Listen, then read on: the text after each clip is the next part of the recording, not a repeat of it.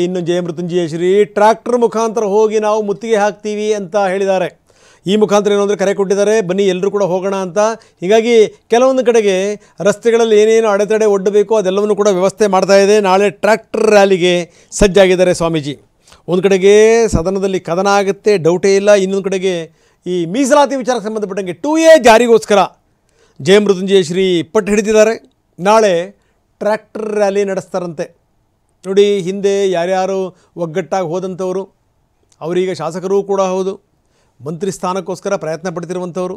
ಕಾಶಪ್ಪನವರ್ ಸ್ವಾಮೀಜಿ ಬಗ್ಗೆ ಆಡಿದಂಥ ಮಾತು ಅನುಮಾನ ಆಗ್ಬಿಡುತ್ತನ್ನು ಸರಿ. ಇನ್ನೊಂದು ಕಡೆಗೆ ಜಾಣ ಮೌನಕ್ಕೆ ಶರಣಾಗಿರುವಂಥ ಲಕ್ಷ್ಮೀ ಹೆಬ್ಬಾಳ್ಕರ್, ಅಪ್ಪಿ ತಪ್ಪಿ ಅವರು ಭಾಳ ಬುದ್ಧಿವಂತೆ. ಅವರು ಹಾ ಅನ್ನಲಿಲ್ಲ, ಹೂ ಅನ್ನಲಿಲ್ಲ, ಅವರೊಬ್ಬರು ಮಂತ್ರಿ. ಹಾಗಾಗಿ ಏನು ಅಂದರೆ ಪಾಪ ಅವ್ರು ಮಾತಾಡೋಂಗಿಲ್ಲ, ಏನಿಲ್ಲ ಅಂತ ಸ್ಥಿತಿ. ಇನ್ನು ಸ್ವಾಮೀಜಿ ಮಠದಲ್ಲಿರ್ತಾರ ಕೇಳಿ ಅನ್ನೋದ್ರ ಮುಖಾಂತರ ಕಾಶಪ್ಪನವರ್ ನಮಗೂ ಸ್ವಾಮೀಜಿಗೂ ಬಹಳ ಅಂತರ ಜಾಸ್ತಿ ಆಗಿದೆ ಅನ್ನೋದನ್ನು ಸಾಬೀತು ಮಾಡಿದರು.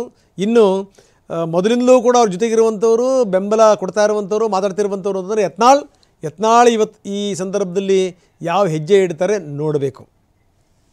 ನಾವು ಟ್ರ್ಯಾಕ್ಟರ್ ಮುಖಾಂತರ ಬರ್ತೀವಿ, ಟ್ರ್ಯಾಕ್ಟರ್ ರ್ಯಾಲಿ ಮಾಡ್ತೀವಿ, ನಾವು ಮುತ್ತಿಗೆ ಹಾಕ್ತೀವಿ ಅಂತ ಕೂಡ ಜಯಮೃತ್ಯುಂಜಯ ಶ್ರೀ ಹೇಳಿದ್ದಾರೆ.